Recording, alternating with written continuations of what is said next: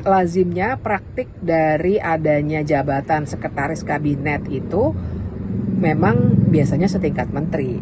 Ada di beberapa periode yang lalu dirangkap dengan sekretaris negara, ada juga yang jabatannya menteri negara, walaupun kemudian nomenklatur menteri negara sudah tidak ada, tapi biasanya memang setingkat menteri. Organisasinya pun jadinya setingkat menteri. Tugas dan fungsinya juga berbeda dengan sekretaris negara. Tapi memang ketika Prabowo menjadi presiden, kan dilakukan modifikasi terhadap pemerintahan kita. Tidak hanya jumlah kementeriannya dari 34 dijadikan 48, dan juga ada beberapa kementerian yang dipecah, tapi memang sekretaris kabinet jadinya diletakkan di bawah kementerian sekretaris negara. Jadi memang sudah ada rekayasa ya untuk memasukkan keinginannya Pak Prabowo, karena memang dekat sekali dia dengan Letkol Teddy ini dari awal, maka masuklah Letkol Teddy di situ.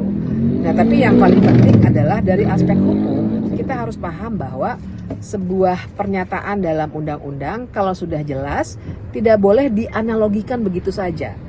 Jadi kan yang dinyatakan adalah Setkap itu sama dengan Setmil.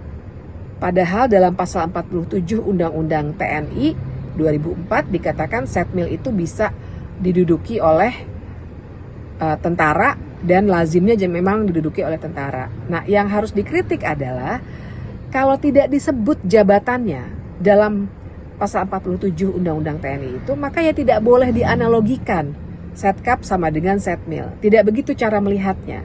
Kalau memang tidak disebut, maka dia tidak termasuk yang dikecualikan. Maka kalau ada tentara aktif yang duduk dalam jabatan sekretariat kabinet atau sekretaris kabinet, maka dia harus mundur. Nggak bisa dianalogikan Setmil sama dengan Setkap. Bukan begitu cara membaca pasal dalam undang-undang.